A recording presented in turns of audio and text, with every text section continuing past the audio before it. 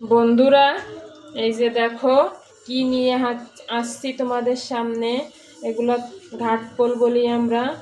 এগুলাই পাতাগুলা ভর্তা করুম আর ডাঁটাগুলা ভাজি করুম।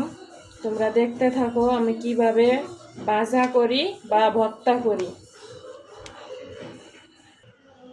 আমি এই যে পাতাগুলা আলাদা করে নিছি ভর্তা করার জন্য, আর এই যে ডাঁটাগুলা আলাদা করে নিছি ভাজা করার জন্য। এগুলো আমি এখন বেছে নিব। এগুলো এভাবে বেছে নিব, আঁশ ফেলাইয়া সুন্দর মতো করে। এই যে এভাবে আঁশ ফেলাইয়া, এটা একটা অন্যরকম রেসিপি। এই ডাঁটাগুলা বাটা ভাজা এটা বেটে নেব, এরকম বেছে বেছে ধুইয়ে সুন্দরভাবে বেটে নিব। তারপরে রান্নাটা করব। তোমরা দেখতে থাকো আমি কিভাবে রান্নাটা করি।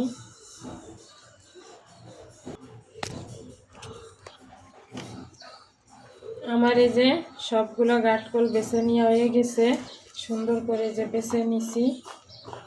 এই যে এখন এগুলা বাইটে নিব।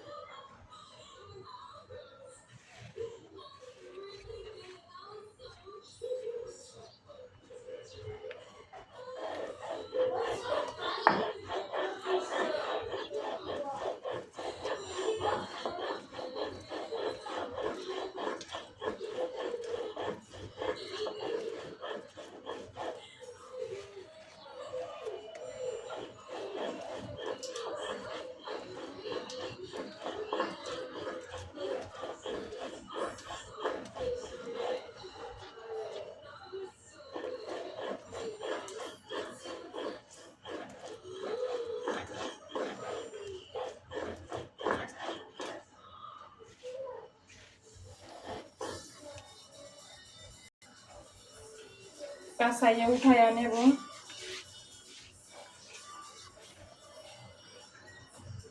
আমি যে কড়াইয়ের ভিতরে উঠাইয়া নিতেছি।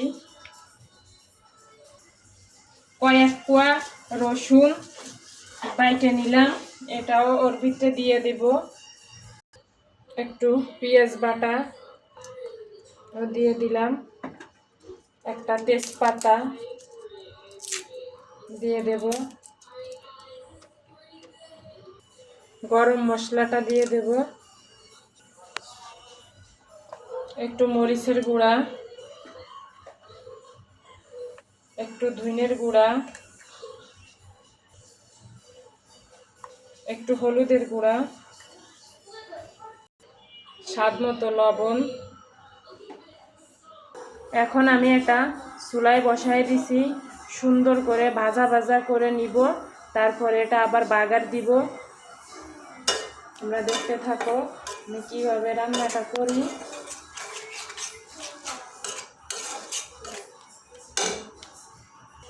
ঘাটকোলটা এভাবে রান্না করলে মাংস ধুয়ে এটা দিয়েই অনায়াসে 2 প্লেট ভাত খাওয়া যাইব। এত মজা এটা রান্না করতে পারলে।